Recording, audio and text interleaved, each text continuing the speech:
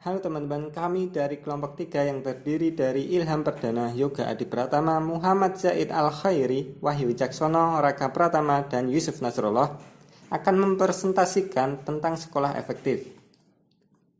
Sekolah efektif dalam bahasa Inggris berasal dari dua kata, yaitu effective dan school. Makna efektif merujuk pada kemampuan menghasilkan sesuatu atau mampu mencapai tujuan.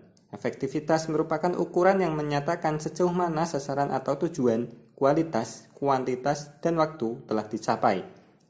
Definisi tersebut dapat dimaknai bahwa sekolah efektif adalah sekolah yang mampu meningkatkan belajar peserta didiknya dan mengembangkan semua siswa yang ada di sekolah tersebut secara sukses.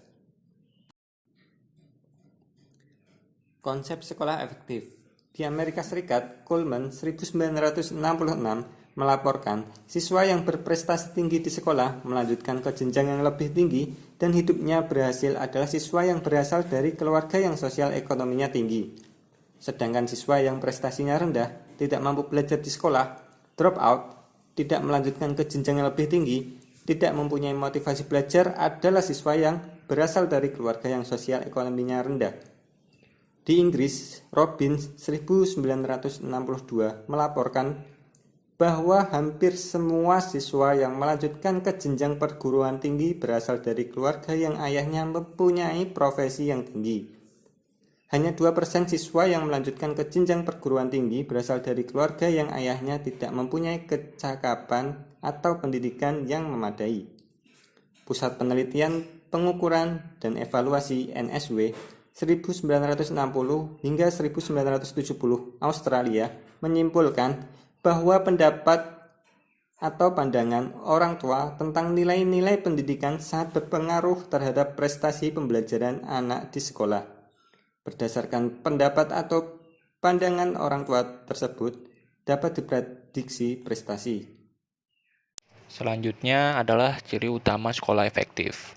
Menurut David dan Thomas tahun 1989, ciri sekolah efektif antara lain yaitu pertama, kepemimpinan instruksional yang kuat. Yang kedua, harapan yang tinggi terhadap prestasi siswa. Yang ketiga, adanya lingkungan belajar yang tertib dan nyaman. Yang keempat, menekankan kepada keterampilan dasar. Yang kelima, pemantauan secara kontinu terhadap kemajuan siswa. Dan yang terakhir, terumuskan tujuan sekolah secara jelas. Selanjutnya, kriteria sekolah efektif. Di sini menurut Sergio Vanni 1987, pertama ada skor tes UAN meningkat, kedua kehadiran guru, siswa, staf meningkat, ketiga meningkatnya jumlah PR, keempat meningkatnya waktu untuk penyampaian mata pelajaran, yang kelima adanya partisipasi masyarakat dan orang tua, yang keenam partisipasi siswa dalam ekstra kurikuler, yang ketujuh penghargaan bagi siswa dan guru, yang terakhir yang ke-8 kualitas dukungan layanan bagi siswa dengan kebutuhan khusus. Selanjutnya ada kepemimpinan sekolah efektif. Ada 3 jenis kepemimpinan yang dipandang representatif bagi penyelenggara sekolah efektif, yaitu yang pertama ada kepemimpinan transaksional. Kepemimpinan transaksional adalah kepemimpinan yang menekankan pada tugas yang diemban bawahan. Pimpinannya adalah seseorang yang mendesain pekerjaan besar beserta mekanismenya, dan staf adalah seorang yang melaksanakan tugas sesuai dengan kemampuan dan keahliannya. Yang kedua, ada kepemimpinan transformasional. Kepemimpinan transformasional adalah suatu proses yang pada dasarnya para pemimpin dan pengikut saling menaikkan diri ke tingkat moralitas dan motivasi yang lebih tinggi.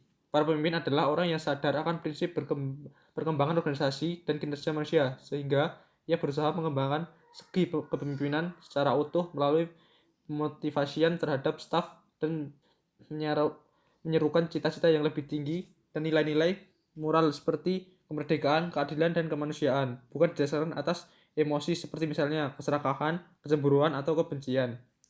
Yang selanjutnya, ada kepemimpinan visioner. Kepemimpinan visioner adalah kemampuan pemimpin dalam menciptakan, merumuskan, mengkomunikasikan, atau mensosialisasikan, atau mentransformasikan dan mengimplementasikan pemikiran-pemikiran ideal yang berasal dari dirinya atau sebagai hasil interaksi sosial di antara organisasi dan stakeholder yang diyakini dengan cita-cita organisasi di masa depan yang harus diraih atau diwujudkan melalui komitmen semua personel. Selanjutnya ada kepala sekolah yang efektif. Untuk kepala sekolah yang efektif memiliki ciri-ciri yang pertama, memiliki visi yang kuat tentang masa depan sekolahnya, dan ia mendorong semua staf untuk mewujudkan visi tersebut. Yang kedua, memiliki harapan tinggi terhadap prestasi siswa dan kinerja staf. Yang ketiga, tekun mengamati para guru di kelas dan memberikan balik yang positif dan konstruktif dalam rangka memecahkan masalah dan memperbaiki pembelajaran. Yang keempat, mendorong pemanfaatan waktu secara efisien dan merancang langkah-langkah untuk meminimalisasi kekacauan. Yang kelima, mampu memanfaatkan sumber-sumber material dan personil secara kreatif. Yang keenam, memantau prestasi siswa secara individual dan kolektif dan memanfaatkan informasi untuk mengarahkan perencanaan instruksional. Selanjutnya ada tugas kepala sekolah sebagai pemimpin. Yang pertama mempengaruhi, yang kedua mendorong, yang ketiga menggerakkan, yang keempat mengarahkan, yang kelima memberdayakan. Semua itu dilakukan untuk seluruh sumber daya pendidikan untuk mencapai tujuan pendidikan. Jangan sampai ada aset atau kapital yang tidak dimanfaatkan dengan baik, seperti skills, values, interest, dan budget. Selanjutnya ada pendidik atau guru profesional. Tugas guru profesional adalah sebagai berikut. Yang pertama ada mendidik, yang kedua mengajar, yang ketiga membimbing, yang keempat mengarahkan, yang kelima melatih, yang keenam menilai, dan yang terakhir mengevaluasi. Semua itu dilakukan untuk peserta didik pada pendidikan anak usia dini, jalur pendidikan formal, dasar, dan pendidikan menengah. Lalu ada kendala untuk menjadi guru profesional. Sebagai guru kita dihinggapi banyak beberapa virus. Yang pertama adalah virus baca itu berat, virus menulis itu berat, virus luntur idealisme, virus sekedar kerja rutin, virus gaptek, virus kurang pede atau percaya diri, virus malas, virus kejar jabatan, dan terakhir ada virus kejar uang. Lalu untuk ciri guru profesional sendiri adalah sebagai berikut. Yang pertama ada kompeten pada kompetensi pedagogik, profesional, kepribadian, dan sosial. Yang kedua, kompeten menggunakan media belajar berteknologi tinggi. Yang ketiga, kompeten menggunakan komputer. Yang keempat, kompeten memanfaatkan internet atau teknologi informasi. Yang kelima, aktif berbahasa Inggris dan asing lainnya. Yang keenam, belajar dan mengembangkan diri secara terus-menerus. Yang ketujuh, mandiri, tetap berdisiplin sekalipun sedang tidak diawasi. Yang kedelapan, komitmen pada profesinya, menjaga kode etik profesi. Guru profesional di Indonesia itu wajib memiliki kualifikasi akademik. Itu sesuai dengan Undang-Undang Republik Indonesia Nomor 14 Tahun 2005 tentang guru dan dosen. Untuk guru profesional itu syaratnya kualifikasi akademik di pasal 8 dan kompetisi pedagogik, kepribadian, sosial, profesional itu berada di pasal 45 itu untuk dosen. Selanjutnya guru profesional itu wajib sehat jasmani dan rohani. Selanjutnya guru profesional itu wajib memiliki kemampuan untuk mewujudkan tujuan pendidikan nasional. Selanjutnya itu mempunyai sertifikat pendidik. Dan persyaratan khusus yang harus dipunyai guru profesional adalah memiliki kualifikasi yang dipersyaratkan satuan pendidikan tempatnya bertugas. 8 etos kerja yang kondusif. Yang pertama itu kerja adalah rahmat. Maksudnya itu bekerja harus tulus, penuh dengan rasa syukur. Yang kedua, kerja adalah amanah. Maksudnya itu bekerja benar dengan penuh rasa tanggung jawab. Yang ketiga, kerja adalah panggilan. Maksudnya bekerja tuntas dengan penuh integritas. Yang keempat, kerja adalah aktualisasi. Maksudnya itu bekerja dengan penuh semangat. Yang kelima, kerja adalah ibadah. Maksudnya bekerja serius dengan penuh kecintaan terhadap apa yang kita kerjakan. Yang keenam, kerja adalah seni. Maksudnya itu bekerja dengan penuh kreativitas.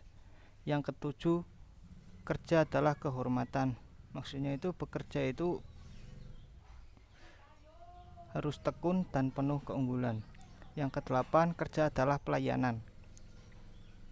Itu bekerja dengan penuh kerendahan hati.